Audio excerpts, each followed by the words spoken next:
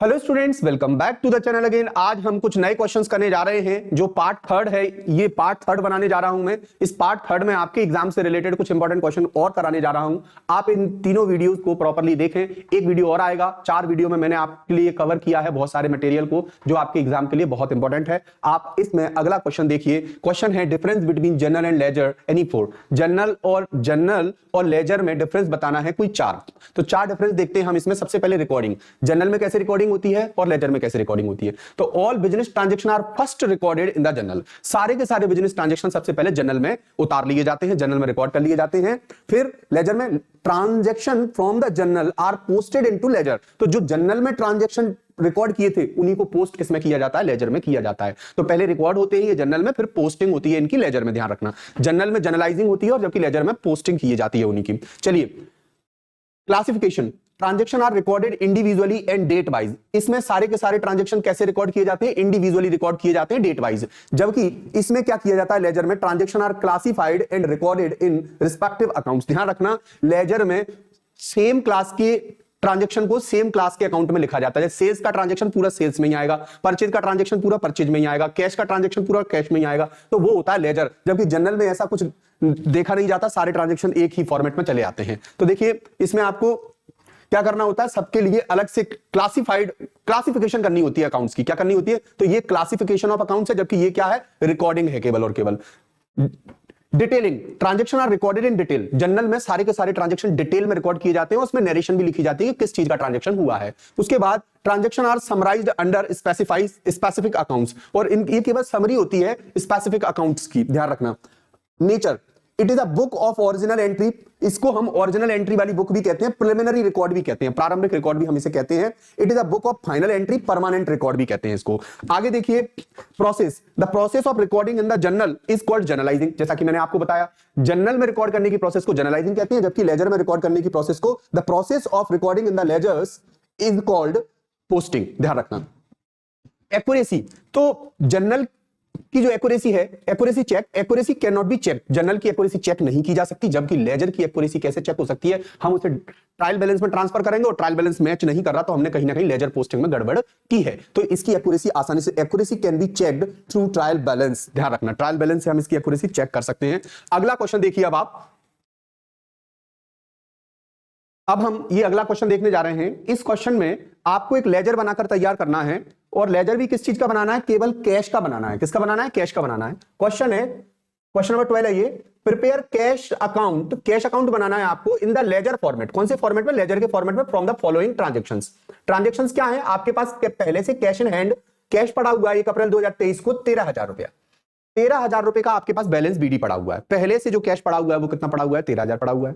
तो आपके पास जो पहले से कैश पड़ा हुआ है तो हम लिखेंगे टू बैलेंस बीडी। कितना पड़ा हुआ है? 13,000 रुपया पड़ा हुआ है। 13 पहले से पड़ा हुआ है, और अब जो कैश आएगा वो इसी में ऐड होता चला जाएगा, और जो भी कैश जाएगा वो क्रेडिट होता चला जाएगा, और जो भी कैश आएगा वो डेबिट होता चला जाएगा। क्योंकि आप जानते हो कैश अकाउंट एक रियल अकाउंट है, और रियल अकाउंट कहता है debit what comes in, credit what goes out. तो यहां पर हमारे पास जो कैश पहले से पड़ा था वो डेबिट पड़ा हुआ है 13,000 रुपया। अब जो भी आएगा वो कैश क्रेडिट होता इधर डेबिट होता चला जाएगा, और जो भी कैश जाता चला जाएगा वो क्रेडिट होता चला जाएगा। तो हम एंट्री से पता करेंगे कैश आ रहा है, कैश जा रहा है। तो देखिए, सबसे पहले कैश में आपने सेल्स कर रखी है। चूंकि कैश अकाउंट है तो इसमें वही एंट्रीज आएंगी जिनमें कैश वर्ड होगा। विदाउट कैश वर्ड वाली एंट्री इसमें हम इंक्लूड नहीं करेंगे। तो हम सीधी सी बात है, यहां पर कैश सेल्स की, हमने नगद कुछ बेचा है, गुड्स बेचा है नगद 1,000 रुपए का 10 जनवरी को। तो कोई बात नहीं, यहां पर हमारे पास सेल्स करके पैसा आ गया है। ये कैश आया है, चूंकि ये कैश अकाउंट है और सेल्स करने की वजह से कैश आया है। कितना कैश आया हमारे पास? 1,000 रुपया आया है। तो देखो, एंट्री अगर मैं इसकी एंट्री जनरल एंट्री बना के दिखाऊं आपको, और लेजर के फॉर्मेट में अगर ट्रांसफर करके दिखाऊं, तो ये एंट्री बनेगी कैश अकाउंट डेबिट, कैश आ रहा है। टू आपने क्या कर रखा है? सेल्स कर रखी है, तो सेल्स कर रखी है। अब ये अकाउंट कौन सा है? कैश अकाउंट बना रहे हैं हम। तो कैश अकाउंट में कैश किस साइड आया? इसमें डेबिट साइड। तो मैं डेबिट साइड आऊंगा और उसका ऑपोजिट वाला लिखूंगा। तो उसका ऑपोजिट में कौन है? To sales. तो देखिए, टू सेल्स लिख दिया, और 1,000 रुपया मेरे पास कैश आ गया। तो पहले से 13,000 का कैश था, फिर 1,000 का आ गया। अब मेरे पास 14,000 का कैश है हाल फिलहाल। आगे देखिए, कैश गया क्या है? Cash purchase. फिर हमने नगद कुछ खरीदा है, गुड्स ही खरीदा होगा, तो गुड्स परचेज किया, परचेज मतलब गुड्स ही है। तो गुड्स परचेज किया है, तो 3,000 रुपए का नगद परचेज किया है। तो 3,000 रुपए हमारे यहां से गए होंगे, आए होंगे? बिल्कुल गए होंगे। तो जो कैश गया है तो हमने एंट्री ये करनी चाहिए उसके लिए, purchases account debit to cash account.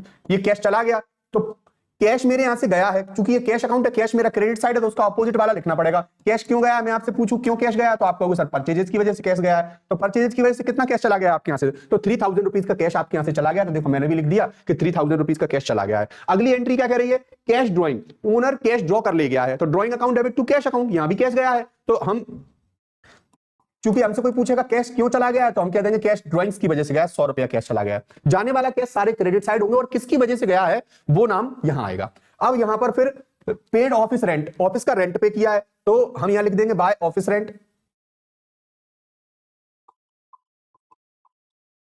कितना रुपया ऑफिस रेंट दे दिया आपने, 300 रुपीज ऑफिस रेंट दे दिया है। फिर उसके बाद और कैश गया है क्या, हाँ गया है, सैलरी दी है फिर आपने, तो सैलरी बाय सैलरी भी दे दी हमने, और सैलरी की वजह से भी हमारे यहां से कुछ कैश चला गया है, तो हमने 2000 रुपए सैलरी भी दे दी। इसका मतलब ये हुआ कि हमारे यहां से टोटल में ये कैश चला गया।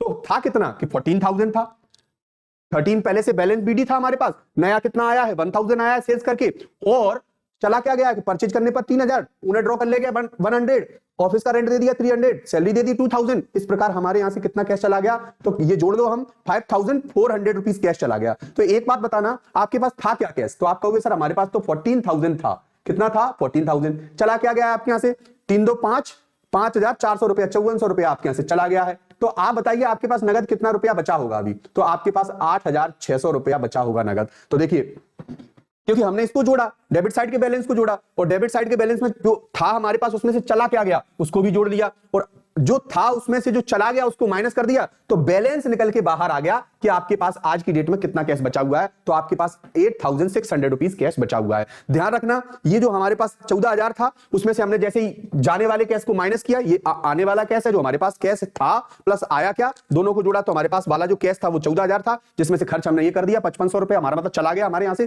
तो आज की डेट में हमारे पास कोई नगद कोई कैश बैलेंस पूछेगा तो हम बता सकते हैं कि 8600 रुपीज हमारे पास कैश बैलेंस पड़ा हुआ है। और यही आंसर होता है, बच्चे सोचते हैं कि इन दोनों को जोड़ के जो आता है वो आंसर होता है, ये आंसर होता है, ये आंसर नहीं होता है, बल्कि आंसर यही आंसर होता है, कैश बैलेंस हमें निकालना होता है, यही हमारा मेन आंसर होता है। तो ध्यान रखना, ये हमारा कैश बैलेंस 8600 रुपीज निकल आया, और ये कैश बैलेंस अब अगले उसमें ट्रांसफर हो जाएगा। जैसे ये ट्रांसफर हुआ था, ये हुआ था ना, ये सीडी बैलेंस है, अगले ट्रांसफर हो जाएगा तो बीडी बैलेंस हो जाएगा। ये भी तो ट्रांसफर हुआ होगा, कहीं सीडी होगा पहले फिर उस बीडी बना दिया होगा। तो इस प्रकार हम क्या बना के तैयार करते हैं, कैश अकाउंट बनाकर तैयार करते हैं। इस वाले कैश अकाउंट को हम इस तरीके से प्रिपेयर करेंगे तो ये हमारा कैश अकाउंट बनकर तैयार हो जाएगा। अगला क्वेश्चन देखते हैं अब हम। अगले क्वेश्चन में क्या कह रहा है, अगले क्वेश्चन में अगला क्वेश्चन देखते हैं।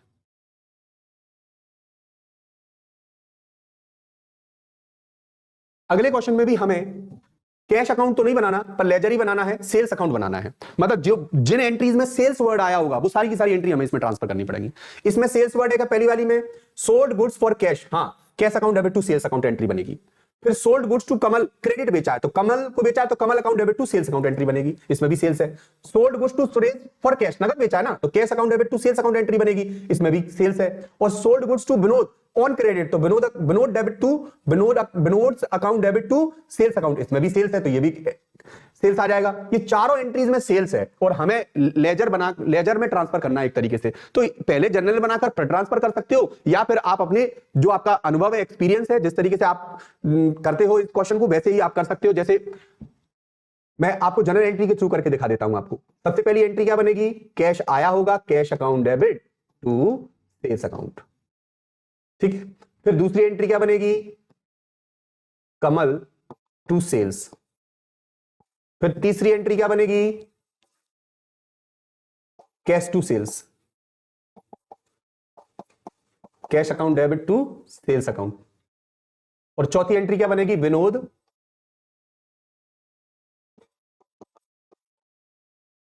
डेबिट टू सेल्स, ठीक है। आपको लेजर आपको अच्छे तरीके से पता होगा।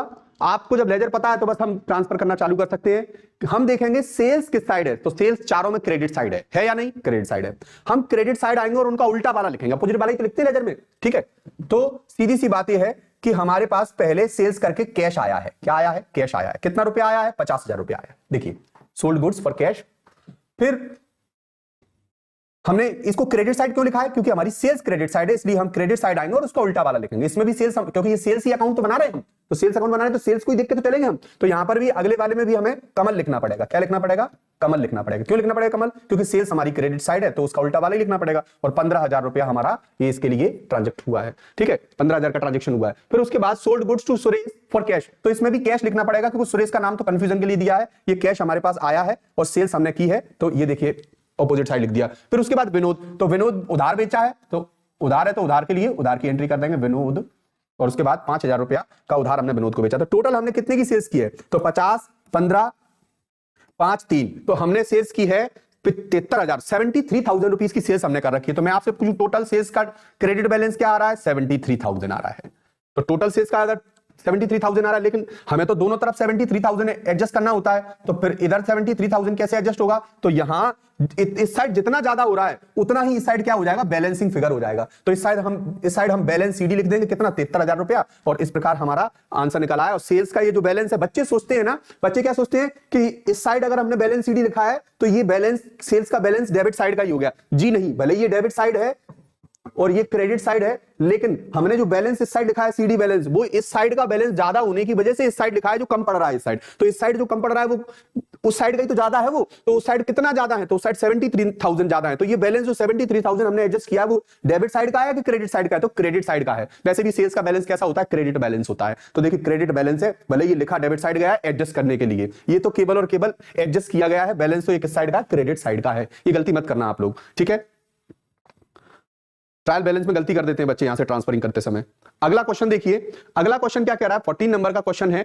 इसमें हमें बैंक रिकॉन्सिलिएशन स्टेटमेंट बनाना है। हमारे पास कैश बुक होती है और एक बैंक बुक होती है। बैंक की पासबुक होती है और एक कैश बुक होती है। कैश बुक जो हमारे द्वारा मेंटेन की जाती है, बैंक की पासबुक जो बैंक के थ्रू मेंटेन होती है। तो हमें दोनों के बैलेंसेस को मैच करना होता है, दोनों के कॉलम का जो बैलेंसेस होता है वो मैच होना चाहिए, लेकिन वो मैच नहीं होता। कभी कभी ऐसी गड़बड़ हो जाती है कि हमारा बैलेंस कुछ दिख रहा होता है और उसका बैलेंस कुछ दिख रहा होता है। मतलब ये कह सकते हो कि हमारी डायरी में कुछ दिख रहा होता है और उसकी डायरी में कुछ दिख रहा होता है। तो वो डायरियों में अंतर क्यों आया? जब कैसे अंतर आ गया? जबकि एंट्री तो दोनों के लिए एक जैसी हो रही होती है, बराबर कंटीन्यूअस एंट्री हो रही होती है, लेकिन अंतर इसलिए आ जाता है कभी कभी हम एंट्री करना भूल जाते हैं या फिर बैंक एंट्री करना भूल जाता है। कहीं ना कहीं किसी ना किसी तरीके से गड़बड़ हो रही होती है, तो उस गड़बड़ को हमें एडजस्ट करना होता है और उसी को हम बैंक रिकॉन्सिलिएशन स्टेटमेंट कहते हैं। तो बैंक को हमें रिकंसाइल करना है, जो बैलेंसेस है वो रिकंसाइल होंगे, मतलब वो बैलेंस में नहीं है तो उनको हम क्या करेंगे? रिकंसाइल करेंगे, एक तरीके से हम स्पेसिफाई करेंगे उनको। तो देखिए the cash book shows the bank balance 7,800 rupees. चूंकि कैश बुक का बैलेंस, जो कैश बुक है उसका बैलेंस हमेशा डेबिट बैलेंस, फेवरेबल बैलेंस माना जाता है। कौन सा बैलेंस फेवरेबल बैलेंस माना जाता है? क्योंकि कैश बुक हमारे पास रहती है, तो ये बैलेंस कौन सा बैलेंस है? हमारा असेट है, और असेट का बैलेंस कैसा फेवरेबल माना जाता है? डेबिट बैलेंस फेवरेबल माना जाता है। और अब एक बात मैं आपको बताऊं, तो कैश बुक का बैलेंस कैसा माना जाएगा? फेवरेबल बैलेंस, डेबिट वाला माना जाएगा।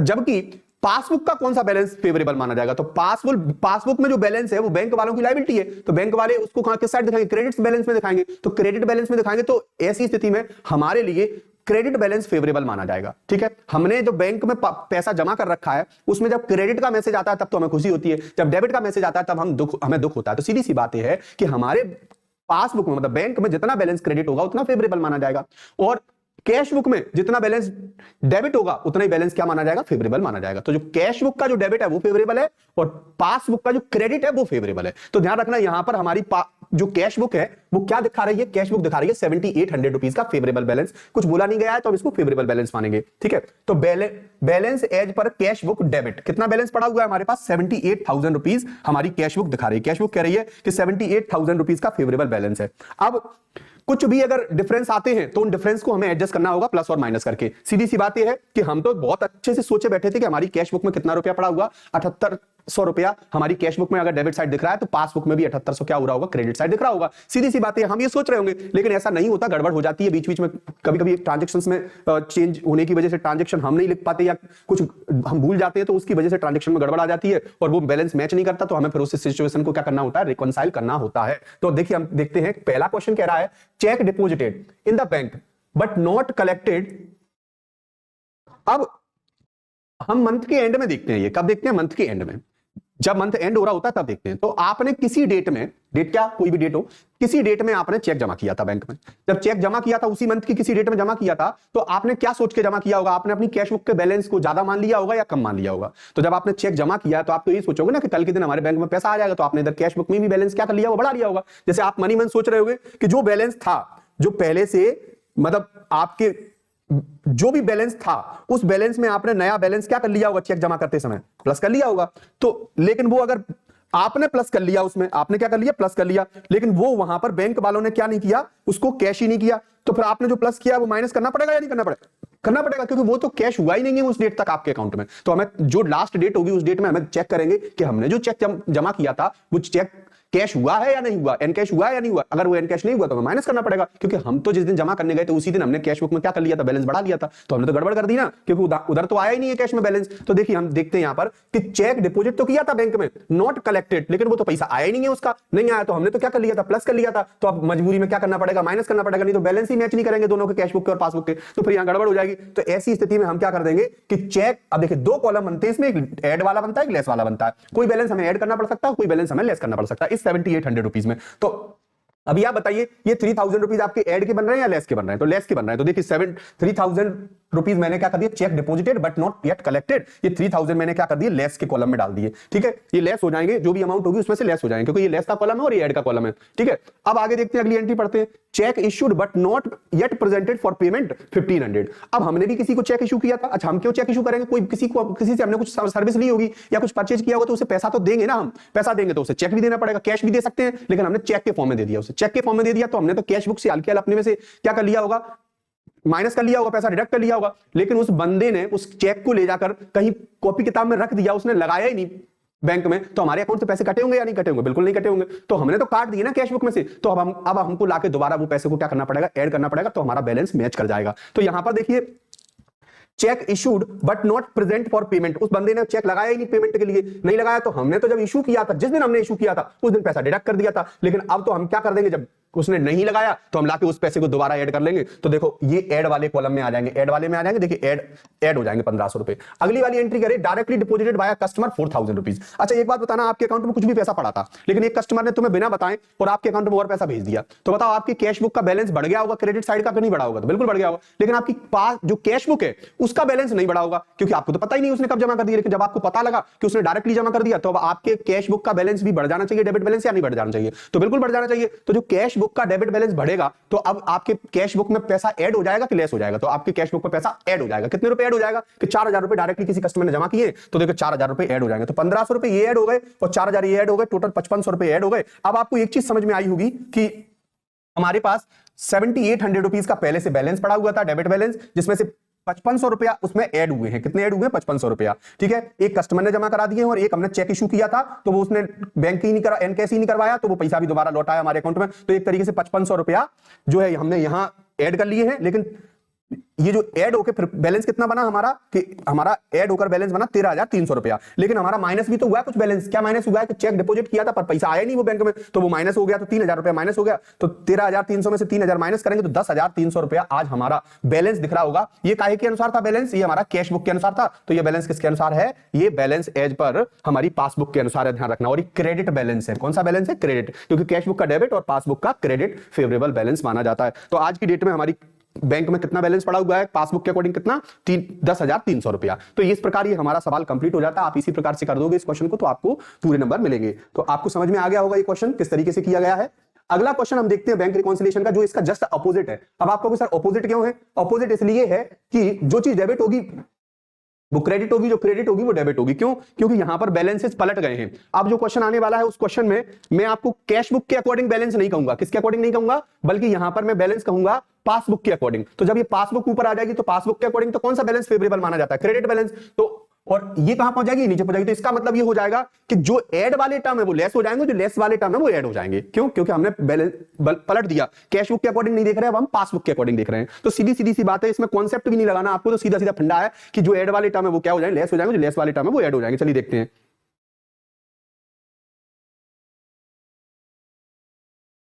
जो हमने अभी सीखा है उसी का ऑपोजिट हो जाएगा सीधा सीधा। वो क्या कह रहा है? वो कह रहा है prepare bank reconciliation statement as on 31 March 2023 from the following information.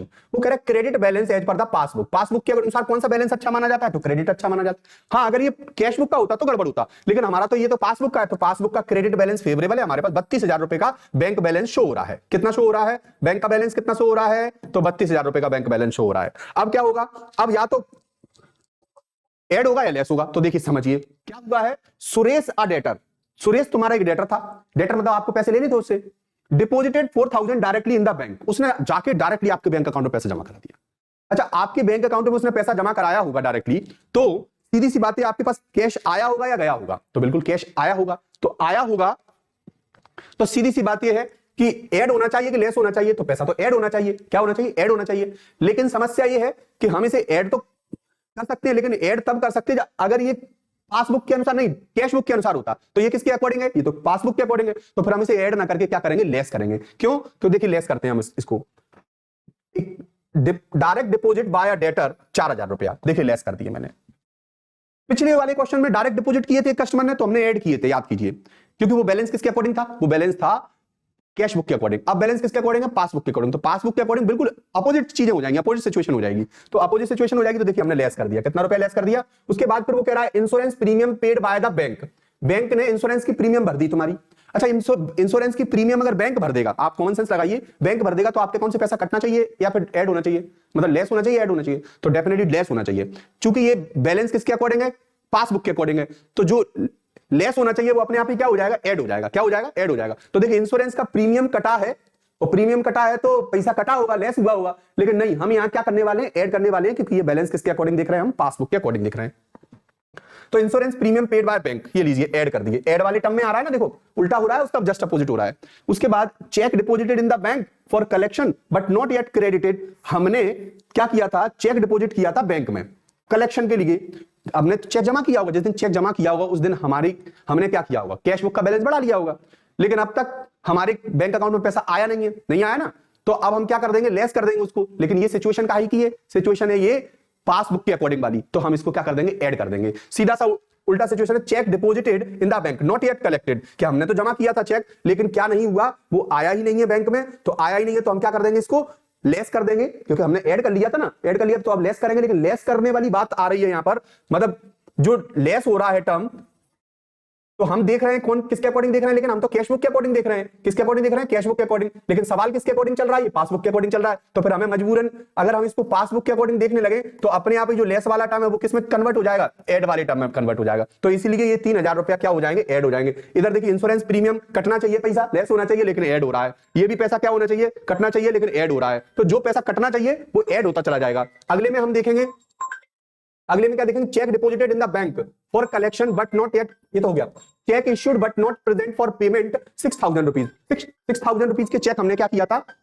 Issue किया था। अब इशू किया था, अब कॉमन सेंस लगाना आप थोड़ा। चेक इशू किया होगा तो आपके यहां से क्या होना चाहिए? चेक इशू करने पर आपके यहां से पैसा काट दिया होगा आपने कैश बुक से। क्या कर दिया होगा? काट दिया होगा। अब लेकिन वहां पर क्या नहीं हुआ? वहां पर उसने प्रेजेंट ही नहीं किया। प्रेजेंट ही नहीं किया तो अब लाके आपको इस पैसे को क्या कर लेना चाहिए? ऐड कर लेना चाहिए। क्या कर लेना चाहिए? ऐड कर लेना चाहिए। तो कैश बुक के अकॉर्डिंग तो ये ऐड होना चाहिए, लेकिन ये क्या है? ये सिचुएशन है पासबुक की, तो पासबुक के अकॉर्डिंग फिर क्या होगा? हम इसको लेस कर देंगे। तो देखिए check issued but not present for payment 6,000 rupees, और ये क्या हो गया? देखिए लेस के साइड आ गया। वैसे तो ऐड होना चाहिए, क्योंकि हमने किसी को चेक दिया था, उसने लगाया ही नहीं बैंक में, नहीं लगाया तो हमारा पैसा हमारे अकाउंट में आकर दोबारा ऐड हो जाएगा। लेकिन वो कैश बुक के अकॉर्डिंग तो पासबुक के अकॉर्डिंग है, तो पासबुक के अकॉर्डिंग तो हम इसको क्या कर देंगे? लेस कर देंगे। तो देखिए हमने इसको लेस कर दिया, और इस प्रकार हमारे पास लेस वाले टर्म भी आ गए और ऐड वाले टर्म भी आ गए। ऐड वाले टर्म भी आ गए। अब हम देखेंगे, क्या देखेंगे कि हमारे पास 32,000 और 5,000 रुपया दोनों को जोड़ा तो 37,000 रुपया हमारे पास जो है टोटल हो रहा है एक पासबुक के अकॉर्डिंग। अब उसमें से क्या करेंगे? हम माइनस कर देंगे इन वाले टर्म को, 6,000 और 4,000 को। तो 37,000 में से जैसे ही हम 32,000 इनमें 37,000 में से जैसे ही हम 10,000 माइनस करेंगे तो कितना आ जाएगा हमारा? 27,000 आ जाएगा। कितना आ जाएगा? 27,000 आ जाएगा। और इस प्रकार हमारा ये सवाल कंप्लीट हो जाता है। ओके, आगे के क्वेश्चन। अब अगले क्वेश्चन में हम कुछ ट्रू फॉल्स देखेंगे जो ट्रायल बैलेंस और लेजर से रिलेटेड हैं। आप देखिए इनको। सबसे पहले वो कह रहा है trial balance is a part of ledger. क्या ट्रायल बैलेंस लेजर का पार्ट है? तो लेजर एक अकाउंट है और ट्रायल बैलेंस एक स्टेटमेंट है, तो दोनों एक दूसरे का पार्ट नहीं है। तो हम कह सकते हैं कि ट्रायल बैलेंस लेजर का पार्ट नहीं है, सेपरेट एक स्टेटमेंट है। तो ट्रायल बैलेंस लेजर का पार्ट नहीं है, trial balance is a part of ledger, ये कह रहा है, हम कहेंगे फॉल्स। क्यों? क्योंकि ये लेजर का पार्ट है ही नहीं, ये एक स्टेटमेंट है जो लेजर की एक्यूरेसी को चेक करने के लिए बनाया जाता है। आगे देखिए, arithmetical accuracy is not determined from the trial balance. फिर बनाई क्यों रहे? ये तो अर्थमेटिकल एक्यूरेसी चेक करने के ही लिए बना रहे हैं इसको तो हम। तो इसका मतलब ये हुआ कि ये अर्थमेटिकल एक्यूरेसी ही फाइंड करता है। तो ये कह रहा है नहीं फाइंड करता, नहीं बताता मतलब ये गलत कह रहा है, ये तो बताता है। तो arithmetical accuracy is not determined from the trial balance, false सही है, डिटरमाइंड होती है।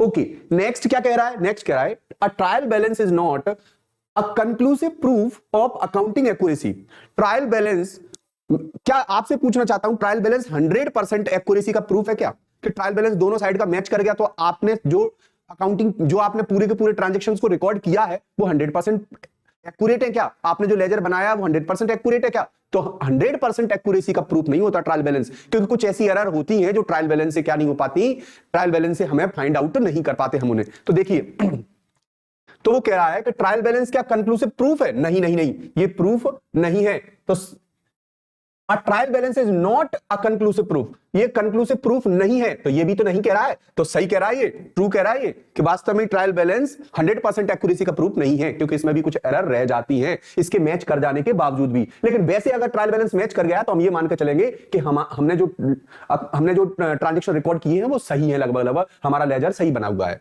Okay, all the liabilities are recorded in the credit column of the trial balance। Trial balance में सारी की सारी लायबिलिटी क्रेडिट साइड लिखी जाती है क्या? हाँ, तो आपको पता होगा डेबिट के सारे बैलेंसेस डेबिट साइड होते हैं ट्रायल बैलेंस में, जबकि असेट के सारे बैलेंसेस डेबिट साइड होते हैं ट्रायल बैलेंस में, जबकि लायबिलिटी के सारे बैलेंसेस के साइड होते हैं क्रेडिट साइड होते हैं। आपको पता होगा एक्सपेंसेस सारे डेबिट साइड लिखे जाते हैं, जबकि इनकम सारी क्रेडिट साइड लिखी जाती है। मैंने आपको सिखाया था क्लास में। Okay, all the liabilities are recorded in the credit column of the trial balance। तो ये ट्रू कह रहा है, सारी लायबिलिटी क्रेडिट कॉलम में तो लिखी जाती है। अभी हम सॉल्व करेंगे तब देखेंगे। Final accounts are prepared with the help of a trial balance. Final accounts बनाए जाते हैं क्या ट्रायल बैलेंस से? Trading P and L balance sheet बनाई जाती है क्या? हाँ, ट्रायल बैलेंस से ही तो हमें बैलेंस मिलते हैं, फिर हम trading P and L balance sheet बनाते हैं। तो वो सही कह रहा है, ट्रू कह रहा है। तो सीधी सी बात है, ये तीनों ट्रू है, बाकी ये दो फॉल्स हैं। आगे अगले में हम मैचिंग मिलाएंगे, जोड़ी मिलाना है। चलिए मैचिंग मिलाते हैं हम। Trial balance is only, sorry पहली है the total of trial balance does not match. जब ट्रायल बैलेंस के दोनों साइड का टोटल मैच नहीं करता तो हम उसमें कौन सा अकाउंट ओपन करते हैं? तो सस्पेंस अकाउंट ओपन करते हैं। पता होगा आप लोगों को, इसमें देखिए ये लिखा हुआ है the total of trial balance does not match, मतलब हम सस्पेंस अकाउंट बनाएंगे। कौन सा अकाउंट ओपन करेंगे? Suspense account. और ये खुद ब खुद बंद हो जाता है जब एरर फाइंड आउट हो जाती है। आगे वो कह रहा है trial balance is only, trial balance हमारा क्या होता है? तो ट्रायल बैलेंस एक स्टेटमेंट होता है। क्या होता है? एक स्टेटमेंट होता है ट्रायल बैलेंस। अब ट्रायल बैलेंस क्या करता है? तो ट्रायल बैलेंस अर्थमेटिकल एक्यूरेसी को फाइंड आउट करता है, अर्थमेटिक एक्यूरेसी बताता है। एरर होती है तो उसे फाइंड कर लेता है। तो इसका मतलब ये हो गया कि ये अर्थमेटिक एक्यूरेसी को बताता है। डेबिट बैलेंसेस, डेबिट बैलेंसेस किनके माने जाते हैं? असेट के या लायबिलिटी के? तो आपको पता होगा डेबिट बैलेंसेस असेट के माने जाते हैं, और लॉसेस और एक्सपेंस की वो भी डेबिट साइड ही लिखा जाता है, उसके भी डेबिट बैलेंसेस होते हैं। जबकि क्रेडिट बैलेंसेस काय के होते हैं ट्रायल बैलेंस में? तो लायबिलिटी के, और अगर कोई डिस्काउंट रिसीव हुआ इनकम के, मतलब कोई लायबिलिटी या फिर कोई इनकम हो तो कौन से बैलेंस होंगे इनके? क्रेडिट बैलेंस होंगे। और अगर कोई असेट है या फिर कोई लॉस हुआ है, एक्सपेंस हुआ है, तो इन सबके बैलेंसेस कैसे होते हैं? डेबिट बैलेंस होते हैं। तो इस प्रकार हमारी ये मैचिंग मैच कर जाती है। इसमें आपको क्या करना है? बस दो को मैच करना है, तीन तो सामने ही सामने दे रखी है, तो आप अपने हिसाब से समझ लीजिए। पर ऐसा नहीं कि हम रट के समझ ले, हमें इनको समझ के ही सॉल्व करना है। ओके, आगे देखिए।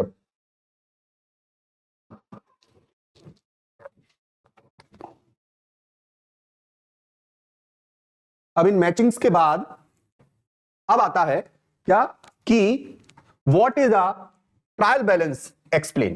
ट्रायल बैलेंस क्या होता है समझाइए। बाकी ये क्वेश्चन भी आ सकता है, अगर वो पूछ ले तो आप इसको भी एक्सप्लेन करना, लेकिन फिलहाल आपके पेपर में ये क्वेश्चन बनने के ज्यादा चांसेस हैं। What is a trial balance, explain. Trial balance क्या होता है समझाइए। तो पहले हम इसी क्वेश्चन को पढ़ेंगे, इसको बाद में पढ़ेंगे। Trial balance, a trial balance is a statement that list all ledger accounts balances। Trial balance एक स्टेटमेंट है जो लेजर के बैलेंसेस को रिकॉर्ड करता है, लिखता कि नहीं लिखता है, और बैलेंसेस को, डेबिट वाले बैलेंस को डेबिट साइड, क्रेडिट बैलेंस को क्रेडिट साइड लिखता है। और जब इसको हम लिखते हैं, क्लोजिंग स्टॉक को छोड़ देते हैं हम इसमें, जब हम इसको लिखते हैं तो दोनों साइड का बैलेंस कैसा आ जाता है, इक्वल आ जाता है। इससे हमारी अर्थमेटिकल एक्यूरेसी क्या हो जाती है, चेक हो जाती है। तो balance it is prepared to check whether total debit and total credit are equal, ensuring that transaction are recorded correctly as per the double entry system. इससे यह कंफर्म हो जाता है कि जो ट्रांजैक्शन रिकॉर्ड हुए हैं वो डबल एंट्री सिस्टम के बेस पर रिकॉर्ड हुए हैं या नहीं हुए। इससे हमारी एक्यूरेसी निकल के आती है।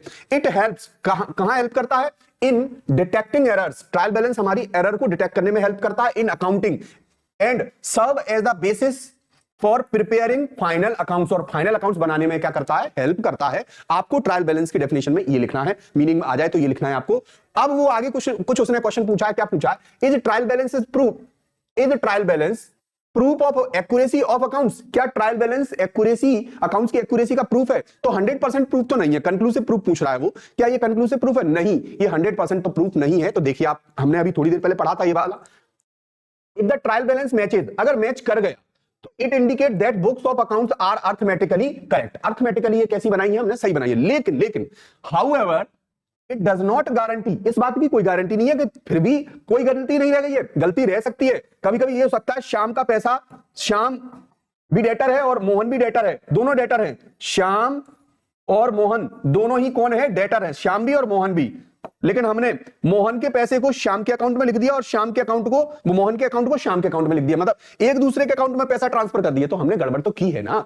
भले ही बैलेंस दोनों साइड का बराबर आ गया हो, दोनों ही डेटर है, दो डेटर है हमारे, लेकिन फिर भी हमने दोनों के अलग अलग, जैसे वैसे तो डेटर को हम एक ही कॉलम में दिखाएं, लेकिन दोनों डेटर को अगर अलग अलग दिखा रहे हैं या दो लोगों के पैसे को अलग अलग दिखा रहे हैं, तो फिर ऐसी स्थिति में किसी के पैसे को किसी के अकाउंट में लिख देना, लेकिन सेम साइड पर। कैसी साइड पर? सेम साइड पर। मोहन के पैसे को श्याम के पैसे अकाउंट में लिख दिया, मतलब मोहन का पैसा था श्याम के अकाउंट में लिख दिया, और श्याम का पैसा मोहन के अकाउंट में लिख दिया, तो गड़बड़ कर दी ना। तो गड़बड़ तो हुई है एक्चुअल में। तो लेकिन बैलेंस कैसा आएगा, बराबर आएगा। जैसे मैं आपको एक एग्जांपल बताता हूं, जैसे मोहन के 10 रुपए थे और इसके 20 रुपए थे, तो दोनों का टोटल करोगे तो कितना आएगा, 30 आएगा। लेकिन हमने गलती क्या कर दी, 20 इसके में लिख दिए और 10 इसके में लिख दिए, तो भी दोनों का टोटल क्या आएगा, 30 आएगा। लेकिन हमने गलती तो की है ना। तो इस प्रकार कभी कभी ऐसा होता है कि ट्रायल बैलेंस हमारा मैच कर जाता है, लेकिन फिर भी कहीं ना कहीं कोई गलती रह जाती है, तो हम कहेंगे ये कंक्लूसिव प्रूफ नहीं है। सो गारंटी नहीं है, it does not guarantee that all transaction are recorded without errors. Mistakes like omission, इसमें क्या हो सकती है, ऐसी मिस्टेक्स हो सकती है, mistakes like omission of entries posting to the wrong account और एरर ऑफ प्रिंसिपल में स्टिल एग्जिस्ट। ऐसी गलतियां इसमें क्या कर सकती हैं, हो सकती हैं, जो आप अब डिटेल में पढ़ोगे कहां पर, रेक्टिफिकेशन ऑफ एरर्स में। चलिए अब आगे देखिए, अगला क्वेश्चन क्या कह रहा है। अगला क्वेश्चन कह रहा है, अब आपके पेपर में एक क्वेश्चन वो ये भी पूछ सकता है कि ट्रायल बैलेंस के ऑब्जेक्टिव बताइए। क्या ऑब्जेक्टिव होते हैं ट्रायल बैलेंस के, क्यों प्रिपेयर किया जाता है? तो ट्रायल बैलेंस के to check the arithmetical accuracy और अर्थमेटिक एक्यूरेसी। अगर आपको अर्थमेटिक एक्यूरेसी चेक करना हो तो ट्रायल बैलेंस बना लेना चाहिए। Ensure that the total debit and credit are equal, detecting mathematical error. Okay, to assist the preparing final accounts, ये हमें फाइनल अकाउंट्स बनाने में भी हेल्प करता है, क्योंकि यहां से बैलेंसेस मिल जाते हैं और हम trading P and L balance sheet बना पाते हैं। तो सीधी सी बात ये है कि हमें फाइनल अकाउंट्स में भी असिस्ट कर रहा है, यहां अर्थमेटिकल एक्यूरेसी भी चेक कर रहा है। तो भैया यही तो इसका ऑब्जेक्टिव है बनाने का, यही तो उद्देश्य है कि ये सारी चीजें क्लियर कर रहा है हमारी, और टू आइडेंटिफाई एरर्स, और ये हमारी एरर को भी आइडेंटिफाई कर रहा है। तो यही इसको बनाने के उद्देश्य यही है कि हमें इन चीजों में हेल्प हो जाती है। Help in detecting error like posting mistakes, incorrect calculation in accounts, तो इन चीजों को वो फाइंड आउट कर लेता है। यही ऑब्जेक्टिव होते हैं ट्रायल बैलेंस को बनाने के। तो आपको ऑब्जेक्टिव पूछे तो आप ये ऑब्जेक्टिव लिख सकते हो। अगला देखिए, अगला क्वेश्चन है जिसमें आपको एक ट्रायल बैलेंस बनाकर तैयार करना है। कुछ बैलेंसेस आपके सामने आ रहे हैं और डेबिट बैलेंस डेबिट साइड लिखेंगे, क्रेडिट बैलेंस क्रेडिट साइड लिखेंगे। तो आपको ये कैपिटल, ये बैलेंसेस कुछ दिख रहे होंगे, ठीक है। इसको बनाने से पहले आपको कुछ बातें पता होना चाहिए कि असेट सारी डेबिट बैलेंस कैरी करती हैं और लायबिलिटी सारी क्रेडिट बैलेंस कैसी कैरी करती हैं। एक्सपेंसेस होगा कोई तो डेबिट होगा, और इनकम होगी कोई तो क्या होगा, क्रेडिट होगा, ठीक है। एक्सपेंसेस के साथ साथ लॉस भी चल सकता है और इनकम के साथ कोई प्रॉफिट भी चल सकता है, ठीक है, प्रॉफिट भी कह सकते हो आप उसको। तो उसके अलावा कैपिटल का बैलेंस क्रेडिट होता है या नहीं होता है, और कोई भी कैपिटल जो लगाई है ओनर ने उसका बैलेंस क्या होता है, क्रेडिट होता है। और कोई रेवेन्यू वगैरह कुछ इनकम वगैरह कुछ आई है तो वो क्या हो जाएगा, सब क्रेडिट साइड हो जाएगा, और एक्सपेंस हुआ है तो वो डेबिट साइड हो जाएगा। तो इस प्रकार आपको ये चीजें देखकर ध्यान में रखते हुए एक लेजर को तैयार करना है। डेटर का बैलेंस डेबिट होता है क्योंकि डेटर असेट होते हैं और असेट का बैलेंस डेबिट होता है। लायबिलिटी जो क्रेडिटर होते हैं उनका बैलेंस क्रेडिट होता है। तो आपको पहले से पता होगा, ठीक है। और क्लोजिंग स्टॉक इसमें लिखा नहीं जाता, ओपनिंग स्टॉक लिखा जाता है। स्टॉक तो असेट है इसलिए डेबिट साइड आएगा। तो हाल फिलहाल हम देखते हैं कैपिटल गिवन है, कैपिटल लायबिलिटी है, इंटरनल लायबिलिटी है, क्रेडिट साइड आएगी। डेटर डेबिट साइड आएंगे, एसेट है। क्रेडिटर क्रेडिट साइड आएंगे, लायबिलिटी है। परचेज हमने जो किया स्टॉक है, गुड्स है, हमारे पास खर्चा मान सकते हो आप, इसको खर्चा कहोगे तो एक्सपेंस एक्सपेंस होने के कारण डेबिट साइड आएगा। सेल्स इनकम है, क्रेडिट साइड आएगी। स्टॉक असेट है, डेबिट साइड आएगी, करंट असेट है। सैलरी खर्चा है हमारा, डेबिट साइड आएगा। कैरियर्स खर्चा है, डेबिट साइड आएगा। फर्नीचर कोई असेट है, डेबिट साइड आएगी। बिल्स रिसीवेबल असेट है, डेबिट साइड आएगा। और मशीन असेट है, डेबिट साइड आएगी। तो बस इन चीजों को, डेबिट वाली चीजों को डेबिट साइड पुट कर दीजिए, क्रेडिट वाली को क्रेडिट साइड रख दीजिए और आपका ट्रायल बैलेंस मैच कर जाएगा। चलिए देखते हैं हम कर रहा है या नहीं कर रहा है मैच। ये देखिए आप इसमें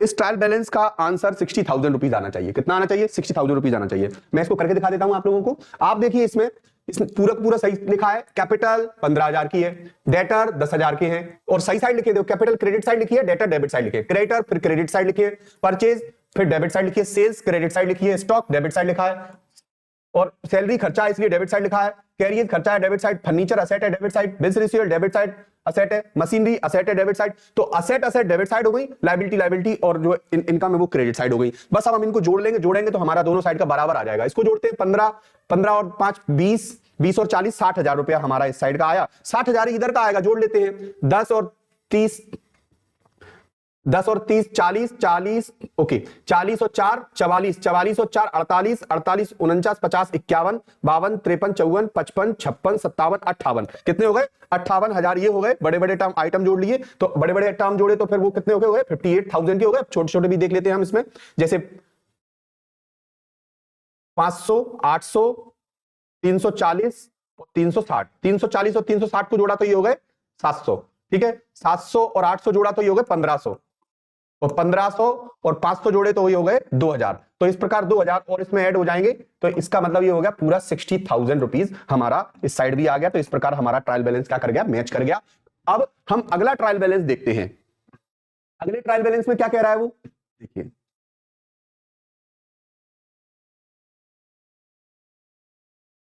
ये रहा अगला ट्रायल बैलेंस।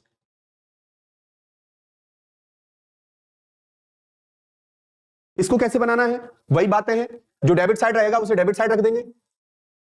हमें पता है कैपिटल हमारी क्रेडिट साइड होती है, डेटर डेबिट साइड होते हैं, क्रेडिटर क्रेडिट साइड होते हैं, परचेज डेबिट साइड होती है, सेल्स क्रेडिट साइड होती है, मशीन डेबिट साइड होती है, कैश डेबिट साइड होता है, वेजेस खर्चा डेबिट साइड होगा, रिजर्व हमारी लायबिलिटी है इसलिए क्रेडिट साइड होगी, बिल्डिंग डेबिट साइड होगी, एसेट है इसलिए। बस अब क्या करेंगे, जो डेबिट साइड वाले उन्हें डेबिट साइड रखा, क्रेडिट और जोड़ देंगे दोनों को। जब इनको जोड़ेंगे तो ये कितना हो जाएगा? 1,53,000, 60,000, 20,000, 70,000, 3,000। तो इनको जोड़ा तो 60 20 80 8 और 7 15 1,50,000 और 3,000 1,53,000 इस साइड का होगा। इतना ही इस साइड का होगा। जब हमने सही तरीके से अगर एडजस्ट किए हैं तो इतना ही इधर का आएगा। 20 और 62 82, 82 और 43 और 17 ये 60, 8 और 6 14 14 1,42,000 और 1,42,000 और 10,000 1,52,000 और 1,000 1,53,000। ये लीजिए 1,53,000 ये भी हो गए 1,53,000। आप जोड़ लीजिए। तो इस प्रकार जब हमने इन दोनों साइड के बैलेंसेस को जोड़ा तो कितना हो गया? बराबर हो गया। और हमने ये तो हम जानते ही है कि कौन सा बैलेंस डेबिट साइड होगा, कौन सा क्रेडिट साइड होगा। कैपिटल लायबिलिटी होने के कारण क्रेडिट है, क्रेडिटर लायबिलिटी होने के कारण क्रेडिट, मशीनरी असेट होने के कारण डेबिट है, डेटर असेट होने के कारण डेबिट है और सेल्स इनकम होने के कारण क्रेडिट है और कैश हमारे पास असेट है इसलिए डेबिट है, वेजेज हमारा खर्चा है डेबिट है, रिजर्व हमारी लायबिलिटी है इसलिए क्रेडिट है, बाकी परचेज खर्चा है इसलिए डेबिट है और बिल्डिंग असेट है इसलिए डेबिट है। तो डेबिट वाली चीजें डेबिट साइड रख दी, क्रेडिट वाली क्रेडिट साइड रख दी और हमारा ट्रायल बैलेंस मैच कर जाएगा। अगला क्वेश्चन अब हम देखते हैं। ओके, अगला क्वेश्चन आपको अगले वीडियो में देखने को मिलेगा। इस पार्ट में आप यहां तक ट्रायल बैलेंस तक आप अपना कंप्लीट कर सकते हो। उसके बाद आगे के जो क्वेश्चंस हैं वो आपको अगले पार्ट में मिल जाएंगे। तो ये अगला जो पार्ट होगा वो आखिरी पार्ट होगा। उसमें आपके अकाउंटेंसी के सारे टॉपिक जो है कवर कर दिए जाएंगे। डेप्रिसिएशन और trading P&L balance sheet cover कर लिया जाएगा उसमें। Okay, thank you.